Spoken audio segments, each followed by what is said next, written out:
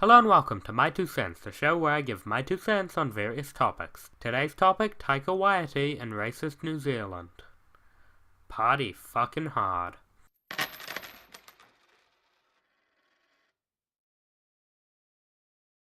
Taika Waititi, Maori director, writer, and all-around funny dude. Director of Boy, What We Do in the Shadows, and a little-known film known as Thor the Good One. Recently, during an interview, the topic came up of his and mine homeland of New Zealand, and he made some comments about how New Zealand's racist as fuck. Literally, that's exactly what he said. In the interview, he said he loves our country of New Zealand, stating it's the best place on earth, but it's also racist. Like, really, really racist. He then proceeded to tell a personal story of prejudice he faced in his life. After these comments, many angry Kiwis were quick to defend their precious country, calling Taika a Hollywood sellout, and many pointing out that it's not as bad as other countries. Here's my issue with that. Racism isn't something we should grade on a curve. We don't get brownie points cause, hey, we're not as bad as Russia. So, let's take a look at how unracist New Zealand is. As I've discussed before in my Uniquely New Zealand series, from 1903 to 1972, the New Zealand government made it punishable for students to speak the Maori language of Te Reo in public schools. This, combined with other policy and racial factors, has led to the language of Te Reo nearly being lost, with only about 120,000 people in the 2013 census saying they're able to speak it fluently.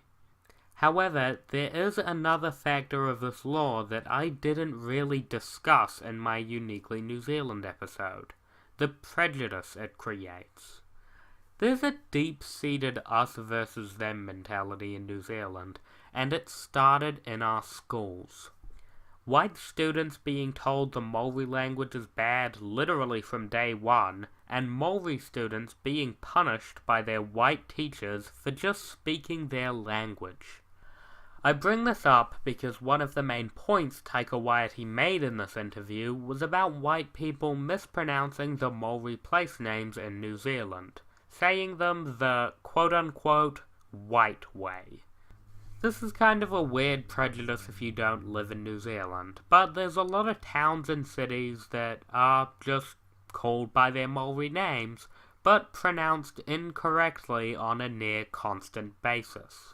Many people, let's say of a lighter skin tone, really don't see the problem of mispronouncing the names of some Maori words, especially when it comes to place names, since, that's just the way we've always said it. The issue with this line of thinking is it speaks to the fundamental lack of respect a lot of people have for the Maori language. People simply do not care, despite the fact this is a language that our government and our ancestors really fucked over for a long period of time. There's a lot of debate around whether we actually have to do anything about this kind of racism, because it only really hurts us on a psychological level. However, psychological harm is real harm, and the psychological harm it does to a race of people is a real deep-seated harm that is going to last for generations. It's not so much that Maori people have an issue with people pronouncing the words wrong, it's the fact that there's a lack of respect behind it. They'll just say it however they want, laugh it off and say, well that's the way white people say it. At a certain point, you're just getting disrespectful when you just stop trying. This is just one example. I could go on about tensions rising over time, land disputes, the Treaty of Waitangi, the general lack of respect by the Kiwi government. Us Pākehās have done a lot of shit, basically.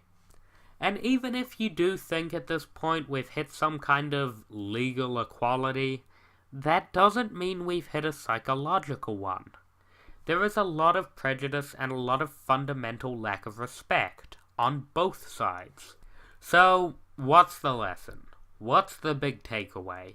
How exactly do we solve all of the deep-seated little issues of racism in New Zealand? From land disputes, the Treaty of Waitangi, to just pronouncing our towns correctly. Well, how the fuck do I know? I'm just some arsehole. But acknowledging that racism is a problem and not jumping down Taika Waititi's neck every time he tries to shine a spotlight on it seems like a pretty damn good place to start. I'm Glasgow 101, and that's my 2 cents on Taika Waititi and racist New Zealand.